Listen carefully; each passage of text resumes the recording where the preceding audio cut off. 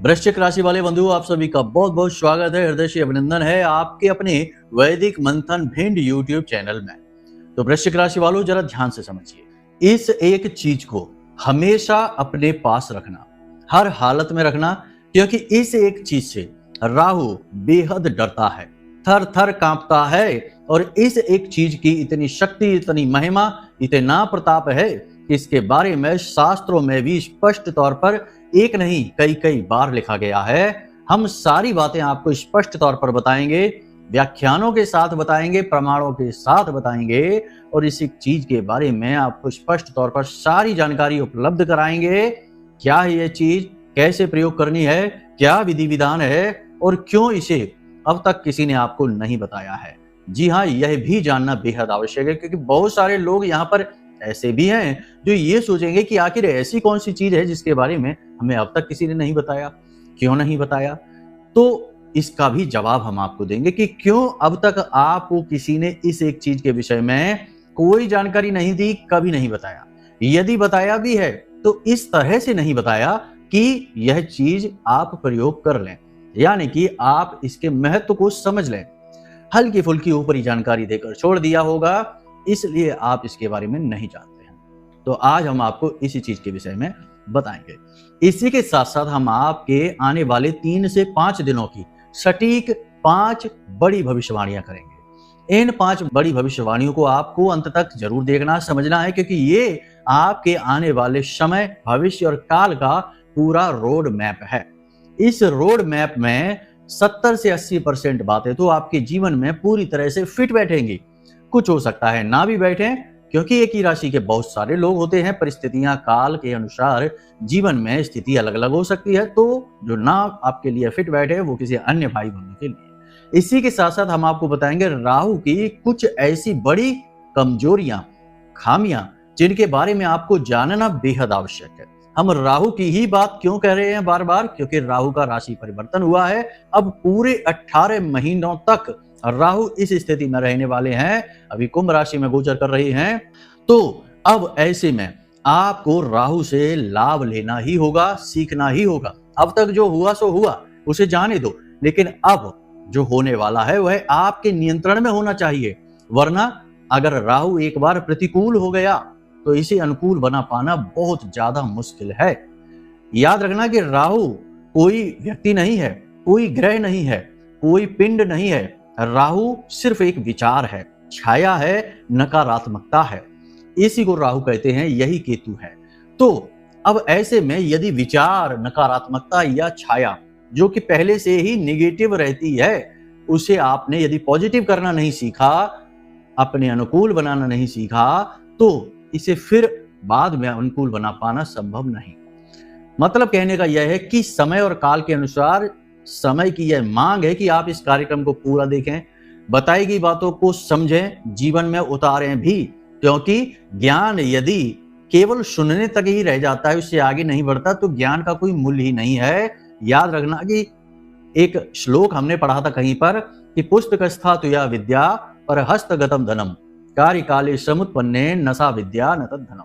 पुस्तक में पड़ी विद्या और दूसरे के हाथ में गया हुआ धन समय पर तो काम नहीं आता है, किसी मतलब का नहीं, मूल्यहीन है। इसी प्रकार जो बातें हम आपको बताने जा रहे हैं, वैसे तो वे किसी खजाने से कम नहीं है, जीवन को बदलने का दम रखती हैं।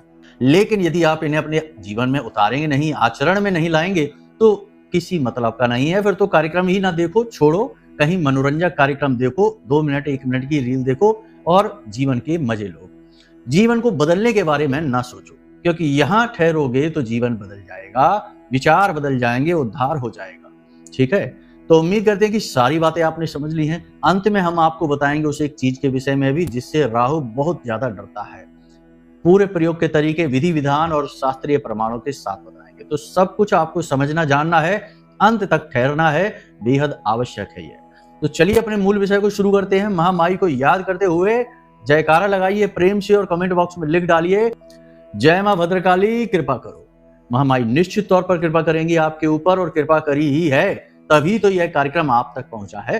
तो बस महामाई को याद करिए, और यदि भाव गहरा है मन में तो कमेंट बॉक्स में पूरे भाव के साथ बिल्कुल दिल से लिख डालिए कि मैं भी माई के परिवार का हिस्सा हूं। यह मौका, यह अवसर कुछ चलकर आपके पास आया है। बड़े सौभाग्यशाली हैं आप। तो चलिए अब अपने मूल विषय को शुरू करते हैं। प्यारे मित्रों, हमारे अत्यंत प्रिय और परम पूज्य अमिताचार्य जी के पास माँ बगलामुखी और माँ भद्रकाली की साधनाओं का वर्षों का अनुभव है और माता रानी की इनके ऊपर पूर्ण कृपा और सिद्धि है। आचार्य जी ने अपने सटीक कुंडली विश्लेषण और श्रेष्ठतम उपायों के माध्यम से हजारों लोगों के जीवन को खुशियों से भरा है। आचार्य जी का कुंडली विश्लेषण और उपाय करवाने का तरीका इतना अद्भुत है कि जीवन के हर एक दुख और कष्ट का कारण जड़ से ही समाप्त हो जाता है। फिर समस्या चाहे जैसी भी हो, कर्जा बहुत बढ़ गया हो, व्यापार चल नहीं रहा हो, बीमारियों में आप बर्बाद हो चुके हो, रिश्तों में प्रेम समाप्त हो चुका हो, या फिर नौकरी ही ना मिल रही हो, विवाह में देरी होती हो, कैसी भी समस्या हो, इन समस्याओं का कारण क्या है, कौन सी महादशा परेशान कर रही है, कौन सा दोष लगा हुआ है, सब कुछ आचार्य जी इतना सटीक बताते हैं कि वर्षों वर्ष के दुख कुछ ही दिनों में समाप्त हो जाते हैं। अगर आपके जीवन में भी कोई ऐसी संकट की घड़ी है तो यही सही समय है जब आप पूज्य आचार्य जी के हाथों से अपनी कुंडली का विश्लेषण करवाएं और वर्षों से चल रहे दुखों और संकटों के इस चक्र से बाहर निकल जाए। प्यारे मित्रों, अभी वीडियो में दिए गए नंबरों पर फोन करिए और अपनी कुंडली का श्रेष्ठतम आकलन करवा डालिए। जिंदगी बदलने का ये सबसे बड़ा मौका हाथ से मत जाने दीजिएगा। जय माई की। महामाई आपका कल्याण करे। सबसे पहले बात करते हैं 5 बड़ी भविष्यवाणियों की। तो ध्यान से सुनिए। परिवर्तन, रोग, विकार, भ्रम और उत्थान। राहु की राशि परिवर्तन के ये 5 महासंकेत हैं जो आपको मिलेंगे। इन्हें ध्यान से समझ लेना। परिवर्तन मतलब कि जैसा पिछले कार्यक्रम में भी हमने कहा था कि जीवन परिवर्तित होने वाला है, कुछ ना कुछ चेंज आप जीवन में जरूर लेकर आएंगे। आपने विचार बनाया है, आपको कहीं से ऑफर आएगा, कुछ ना कुछ ऐसा होगा जिससे कि परिवर्तन होने का, परिस्थितियां, जीवन की स्थितियां बदलने का मौका मिलेगा। लेकिन जरा विचार कर लेना, ठहर जाना, रुक जाना और गुरुजनों से सलाह मशवरा कर लेना, घर के पूर्वजों से, बड़े बुजुर्गों से चर्चा कर लेना, जो आपके शुभ चिंतक हैं उनसे चर्चा कर लेना, तभी कोई निर्णय लेना। बिना किसी की सलाह मशवरा के स्वयं से निर्णय मत ले लेना। जल्दबाजी बिल्कुल मत दिखाना, वरना गड्ढे में चले जाओगे। बात बनते बनते बिगड़ जाएगी और फिर फंस जाओगे, कहीं के नहीं रहोगे। क्योंकि राहु एक ऐसा ग्रह है जो परिवर्तित तो करता है लेकिन शुरुआत में नकारात्मकता अधिक दिखाता है, क्योंकि यह स्वभाव से नकारात्मक ही है। फिर यदि आपने सोच समझ के काम लिया तो ये नकारात्मकता दब जाती है और फिर पॉजिटिव एनर्जी उभर कर बाहर आती है। शुभ जीवन में घटनाएं घटनी शुरू होती हैं, तो ध्यान देना है इससे। इसके बाद रोग, यानी कि आपको पेट से जुड़े रोग हो सकते हैं, छाती और गले में इंफेक्शन और दर्द बॉडी में रह सकता है, जोड़ों में, मांसपेशियों में दर्द, तनाव, खिंचाव, कोई पुरानी एलर्जी या फिर ब्लड प्रेशर या हार्ट से जुड़े रोग बढ़ सकते हैं, उभर सकते हैं, उछल सकते हैं और बात बिगड़ सकती है। आप हॉस्पिटल तक भी जा सकते हैं, दवा खाने तक जा सकते हैं। तो थोड़ा सा सावधानी, सतर्कता बहुत आवश्यक है। यात्रा के भी योग बन रहे हैं, किसी विशेष यात्रा पर भी जा सकते हैं। संभल कर जाना है क्योंकि यहाँ से भी आपको परेशानी ही आएगी, रोग तो लगेगा ही लगेगा।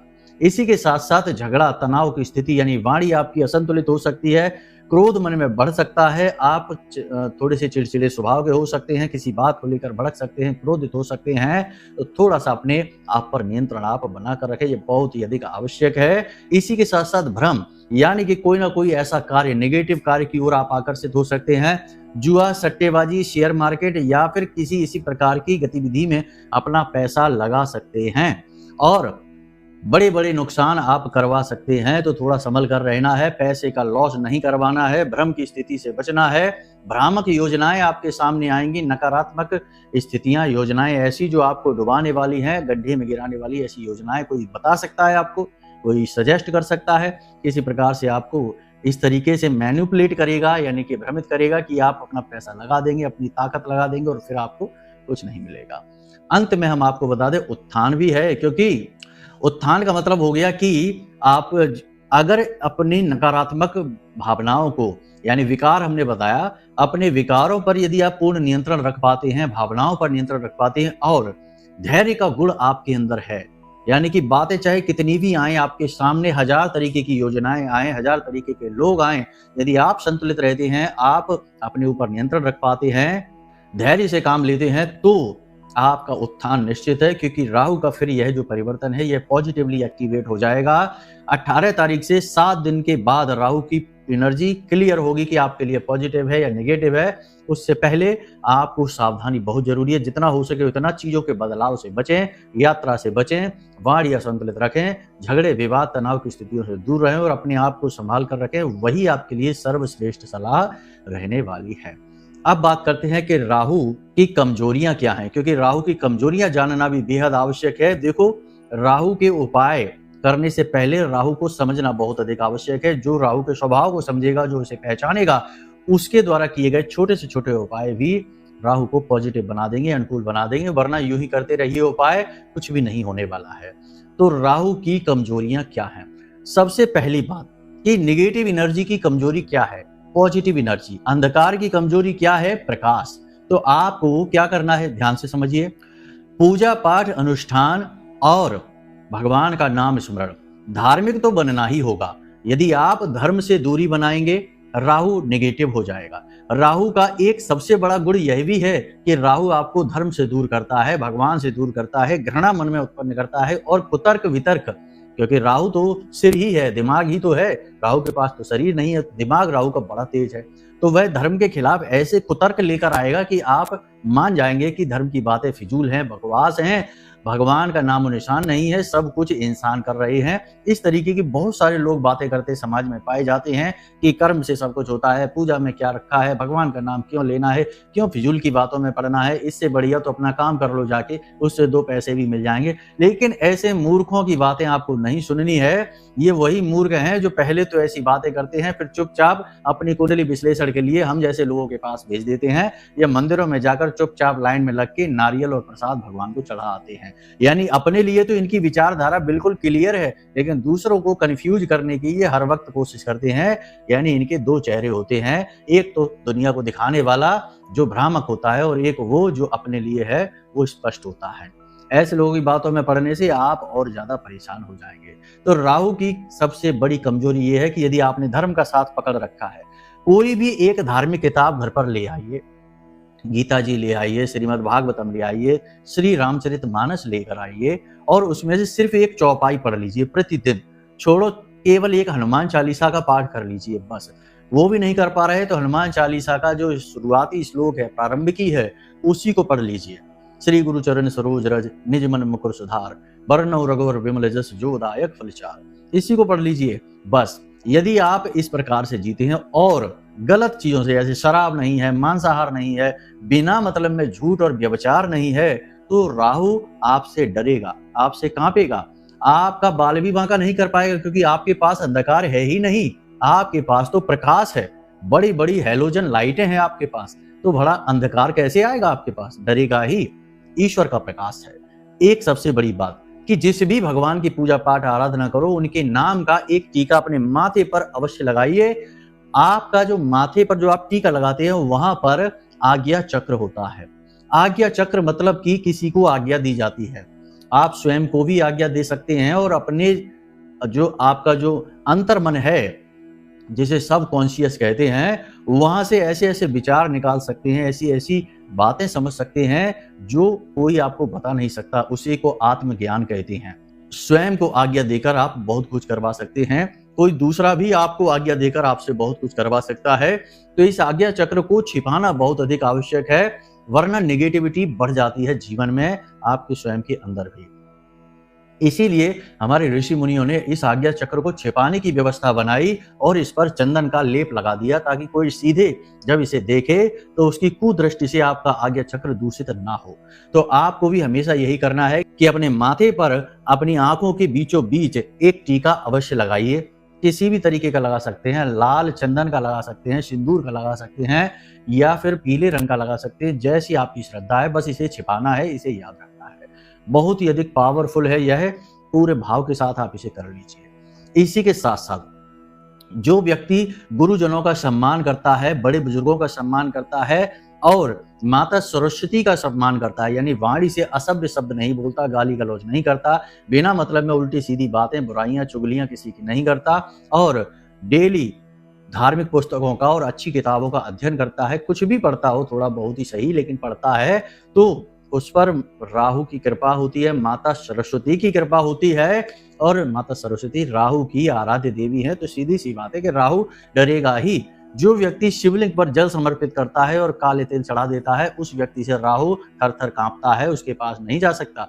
लेकिन इसी के साथ-साथ उस व्यक्ति को व्यभिचारी नहीं होना चाहिए, नहीं तो राहु आपको बर्बाद कर देगा, क्योंकि आपके पास कमजोरी है। शिवलिंग पर आपने जल तो चढ़ा दिया, लेकिन शाम को आपने शराब पी ली, मांसाहार कर लिया या फिर व्यभिचार कर दिया, उल्टी-सीधी हरकतें कर दी आपने, तो फिर तो राहु आपको बर्बाद कर देगा। फिर तो आप धर्म नहीं कर रहे, आप धर्म की आड़ में बड़ा अधर्म कर रहे हैं। धर्म को आपने ढकने के लिए प्रयोग किया है, अधर्म को।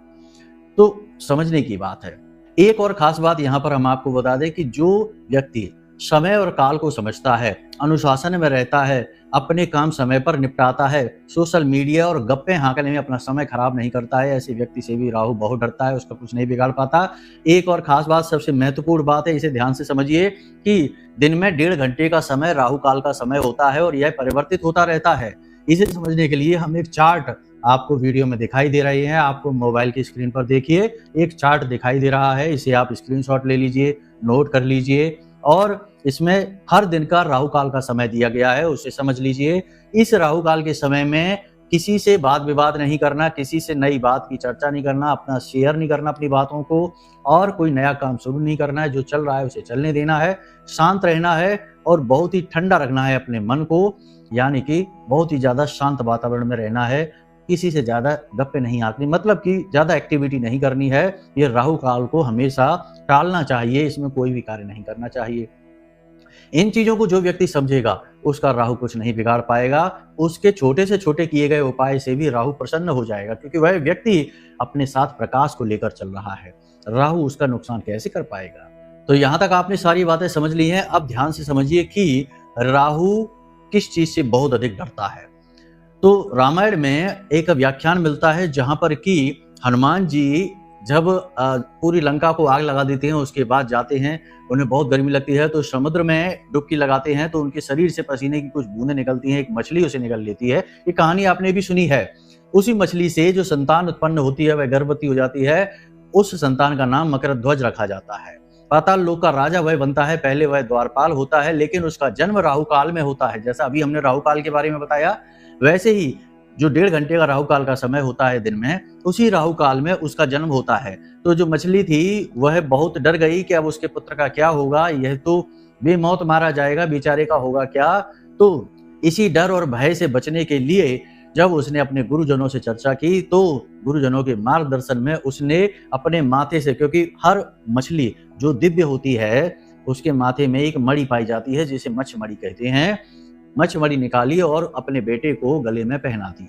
वह हनुमान जी का ही प्रतिरूप था, क्योंकि उन्हीं का अंश था, उन्हीं के पसीने से वह उत्पन्न हुआ था, तो उसमें शक्ति हनुमान जी जैसी ही थी। बाद में उसी मच्छमणि का प्रताप इतना रहा कि वह पाताल लोक का राजा तक बन गया। तो कहने का मतलब यह है कि इस मच्छमणि ने न केवल उसके प्राणों की रक्षा की, राहु से उसे बचाया, बल्कि उसका उत्थान कर दिया। राहु उसके लिए उसके जीवन का उद्धारक बन गया। तो इस मच्छमणि से राहु थर-थर कांपता है, इसे आपको अपने पास हमेशा रखना चाहिए। दूसरा कि राहु का यंत्र, हमने राहु के यंत्र के बारे में आपको पिछले कार्यक्रम में बताया था। इस राहु यंत्र को आप जरूर अपने पास रखिए। यदि मच्छमणि आपके पास नहीं है, क्योंकि सभी को मच्छमणि नहीं मिल पाती है, बड़ी ही यह रेयर होती है, कहने का मतलब यह है कि आसानी से उपलब्ध नहीं हो पाती है, कुछ समय बाद हम आपको ये देने लगेंगे बिल्कुल शुद्ध। जब तक कि हमें शुद्ध स्रोत नहीं मिलेंगे लाने के, तब तक हम नहीं लाएंगे। जैसे ही मिल जाएगा तो हम वहां से लाकर अभिमंत्रित करके आपको देना शुरू कर देंगे। तब तक आप थोड़ा सा इंतजार करिए और तब तक आप राहु यंत्र को बना लीजिए। सोमवार के दिन आप यह राहु यंत्र बनाइए। राहु यंत्र के लिए आपको लाना है भोजपत्र और अनार की कलम और अष्टगंध की स्याही और थोड़ा सा लकड़ी का कोयला। लकड़ी के कोयले को उसी स्याही में आप मिक्स कर लेना ताकि वह काले रंग की हो जाए, क्योंकि काले रंग से ही इसका निर्माण किया जाता है। अब राहु यंत्र कैसे बनता है, आपके मोबाइल की स्क्रीन पर राहु यंत्र दिखाई दे रहा है, इसे आप देख लीजिए। राहु यंत्र के अंदर सबसे पहले आपको चौखाने बनाने हैं और 9 चौखाने बनेंगे और हर एक चौखाने में एक अंक है। जैसे कि शुरू से बात करते हैं तो 13, 8, 15, 14, 12, 10 और 9, 16, 11 ये राहु के अंक होते हैं, इसी यंत्र में इस तरीके से ही भरे जाते हैं। उसके बाद यंत्र के ऊपर ओम रांग राहवे नमः और नीचे भी यही मंत्र आपको लिख देना है और उसके बाद इस यंत्र को ले जाकर भोलेनाथ के शिवलिंग के ऊपर रख देना है। 2 यंत्र आपको बनाने हैं और शिवलिंग के ऊपर रख देना है और इसी यंत्र को लाकर एक यंत्र को पूजा घर में रख दीजिए भोलेनाथ के चरणों के पास, क्योंकि राहु भोलेनाथ के चरणों का दास होता है। तो भोलेनाथ के चरणों के पास रख दीजिए, फोटो होगी वहीं पे। एक यंत्र को हमेशा अपने पास रखिए जब भी घर से बाहर निकले। उसके बाद जब घर में वापस आए तो फिर से उस यंत्र को वहीं रख दीजिए पूजा घर में और दूसरे वाले यंत्र को अगले दिन उठाकर अपने घर से बाहर चले जाइए। यंत्र को आपको चमड़े के पर्स वगैरह में नहीं रखना है, अपनी जेब में रखना है, या पर्स यदि कपड़े वगैरह का है तो उसमें आप रख सकते हैं। तो आपको राहु का यंत्र रखना है अपने पास या फिर मछमड़ी गले में अपने पहन लीजिए, आपका उद्धार हो जाएगा। राहु इन सब चीजों से थर-थर कांपता है, लेकिन गुण आचरण आपको अच्छी तरीके से समझने होंगे जो हमने आपको बताए हैं कार्यक्रम में। बिना इनको समझे आप उपाय कर लेंगे तो कुछ भी नहीं होगा, उल्टा दुष्प्रभाव ही होगा। ठीक है, तो आचरण सबसे अधिक महत्वपूर्ण है। अब जाते जाते अंत में आपको हम ये भी बता दें कि गुरुवार की पूजा यानी गुरु से राहु पॉजिटिव होता है, यानी राहु दबता है गुरु की एनर्जी से। तो गुरु को आपको बढ़ाना होगा, गुरु की एनर्जी को बढ़ाना होगा। तो प्रति गुरुवार आप पीले रंग का एक रूमाल अपनी जेब में रखा करें पूरे दिन के लिए और उसे मैला ना करें, उसे प्रयोग ना करें। दूसरा कि पीले रंग का प्रसाद चढ़ाएं, अपने पूजा घर में चढ़ाएं, भगवान विष्णु को चढ़ाएं।